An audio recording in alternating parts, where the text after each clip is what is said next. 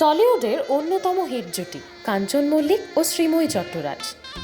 ব্যক্তিগত জীবনে ছোট ছোট মুহূর্ত প্রায়ই সোশ্যাল মিডিয়াতে শেয়ার করেন শ্রীময়ী, আর সেখান থেকেই তৈরি হয় নতুন চর্চা।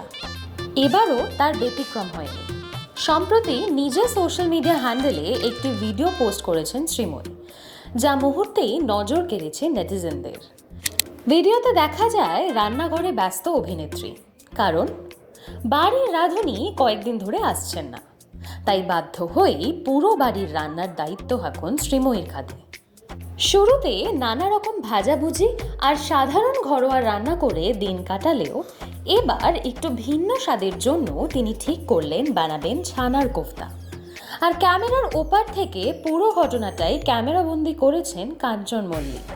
রান্নার দিদি আসছে না, কদিন ধরে ম্যানেজ করে করে চালিয়েছি, এই ভাজাভুজি, ওই খাবার, এই রান্না, কিন্তু ফ্যান্সি খাবার যখনই হয় তখন আমার দিকে বল চলে আসে। তাই আজকে বানাচ্ছি ছানার কোফতা। দেখিয়ে দাও নিজের হাতে। ছানার কোফতা হচ্ছে এখানে ঘি, চিনি, কাশ্মীর লঙ্কার গুঁড়ো, ময়দা আর নুন দেওয়া হয়ে গেছে।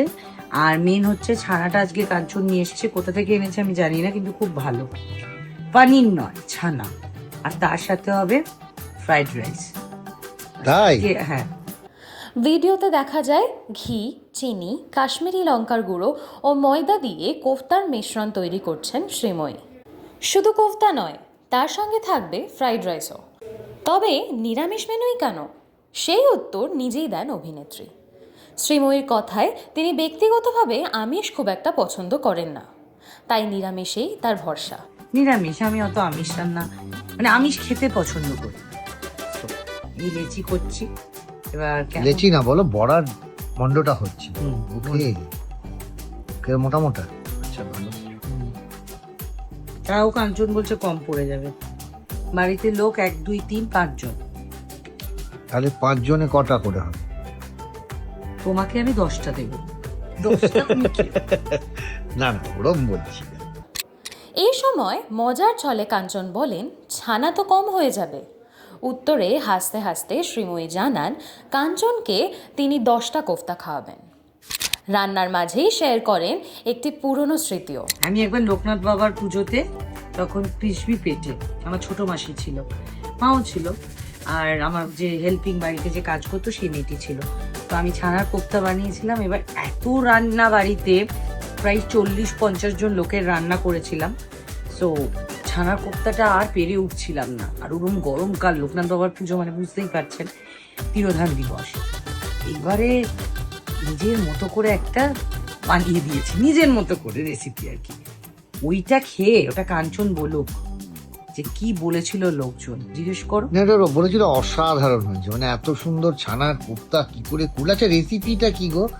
তো তখন এসে ম্যানেজ করছিল, কিন্তু সত্যি এত ভালো হয়েছিল যে শেষ পরে যদি কেউ চাইতো একটা কেলেঙ্কারি হয়ে যেত, কারণ আর একটাও ছিল না তখন, মানে এক্সস্টেড হয়ে গেছে।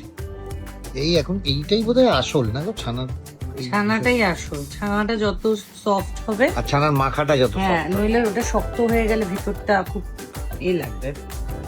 তো জানি না কেমন হচ্ছে, ক্রমশ প্রকাশ্য। এরপর ভাজা হবে, তারপর রান্না, তাই তো? টাটা। ভিডিওর পরের অংশে দেখা যায় গরম তেলে ভাজা হচ্ছে ছানার বড়া। দর্শকদের উদ্দেশ্যে একটি টিপসও দেন শ্রীময়ী। কোফতার ভাজার সময় সামান্য ঘি দিলে কোফতা আরও সুন্দর করে ভাজা হয় এবং সেটা হাতে আটকে যায় না। এরপর শুরু হয় আসল রান্না। কড়াইতে সাদা তেল গরম করে তাতে ধনে গুঁড়ো, জিরে গুঁড়ো, হলুদ ও লঙ্কার গুঁড়ো মিশিয়ে তৈরি করা পেস্ট দেওয়া হয়। ভালো করে কষিয়ে নিয়ে তাতে যোগ করা হয় কাজু ও পোস্ত বাটা। তারপর দুধ এবং সামান্য জল মিশিয়ে গ্রেভি তৈরি করা হয়।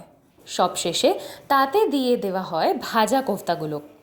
আর এই রান্নার মাধ্যমেই কাঞ্চন ও শ্রীময়ী শেয়ার করলেন তাদের কাটানো কিছু মিষ্টি মুহূর্ত।